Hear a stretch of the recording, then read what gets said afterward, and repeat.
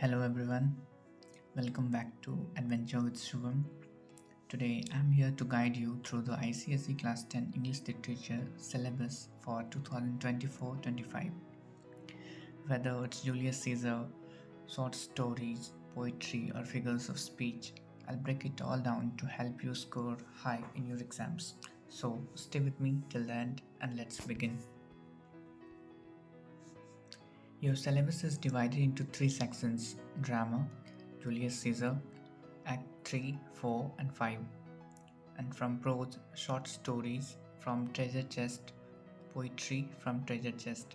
Each section is important and I'll share exam tips to help you prepare smartly.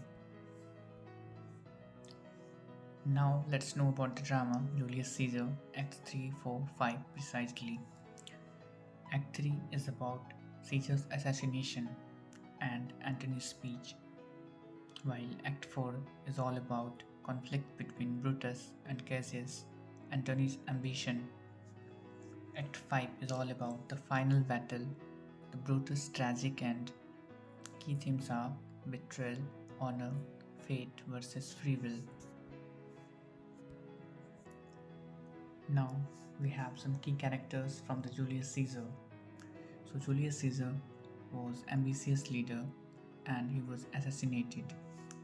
Brutus, noble but torn by loyalty. Mark Antony, persuasive and vengeful. Cassius, manipulative against Caesar.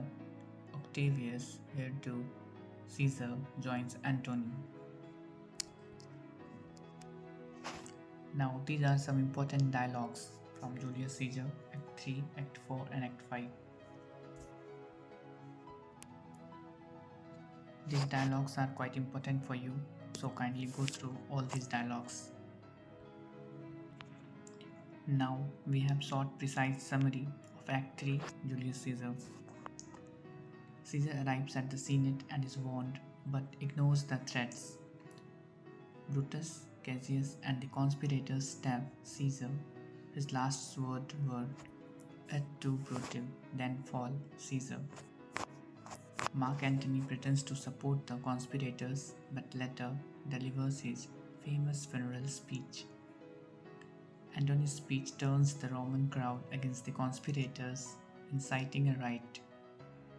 The conspirators flee and chaos erupts in Rome. Now we have Act 4 summary of Julius Caesar.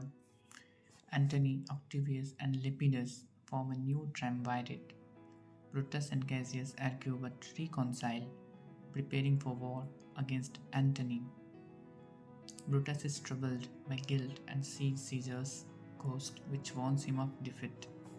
Cassius and Brutus decide to march to Philippi to confront their enemies. Next we have Act 5 summary of Julius Caesar. Brutus and Cassius face Antony and Octavius in battle at Philippi. Cassius, dazzled by false reports, believes they are losing and commits suicide. Brutus, after fighting bravely, realizes defeat is inevitable and takes his own life. Antony declares Brutus the noblest man, acknowledging his honorable motives. Octavius takes control of Rome, marking the end of the Republic.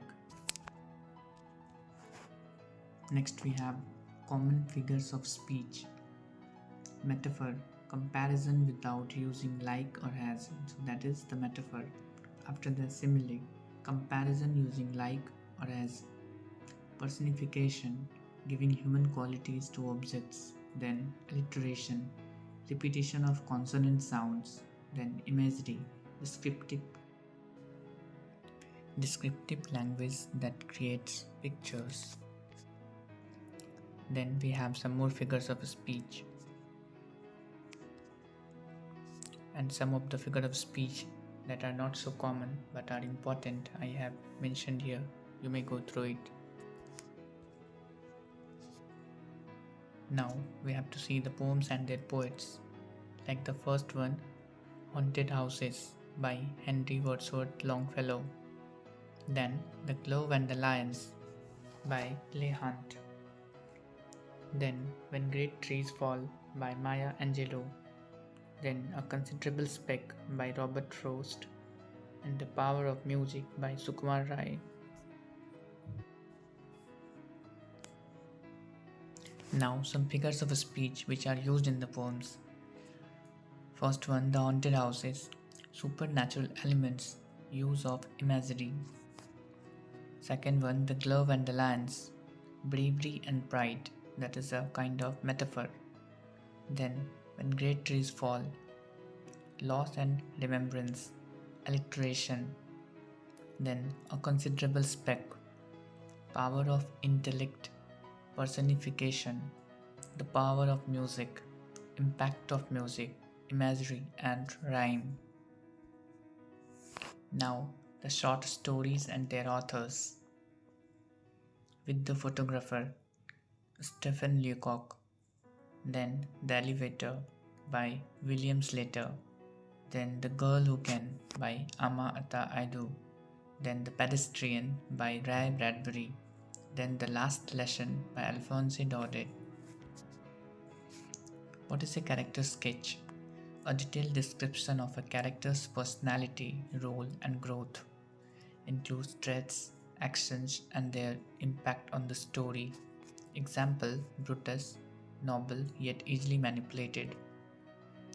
Precise summaries of poems. First one, The Haunted Houses, describes how spirits of the dead linger in homes. Then, The Gloves and the Lions, a lady tests her knight's courage, leading to an unexpected outcome. Then, When Great Trees Fall, expresses the lasting impact of losing great people. Then, A Considerable Speck, observes a teeny insect and reflects on intelligence. Then, The Power of Music, shows how music influences emotions and actions. Now, precise summaries of short stories. With the photographer, a humorous take on a man's frustrating experience with the photographer. Then, The Elevator, a boy's fear of a mysterious woman in an elevator intensifies. Then, The Girl Who Can, a Ghanaian girl defies expectations with her talent. Then, The Pedestrian, a dystopian story about a man's loneliness in a technology driven world. Then, The Last Lesson, a poignant story about the loss of language and culture. Now, after that, we should know how to frame effective answers. Read the questions carefully and identify the keywords. Then, use a structured format, that is, introduction, analysis, and conclusion. Include quotes from the text to support your answer. Be concise but informative. Avoid unnecessary repetition. Use the PEE method, that is, P stands for point, E for evidence, and next E for explanation. State your main argument and quote from the text. Then explain how it connects to the theme.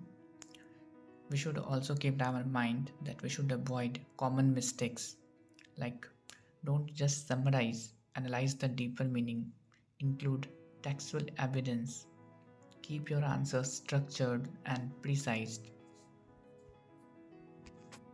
Now I'm going to conclude the video, so drop a comment if you have any doubt and I'll be happy to help you.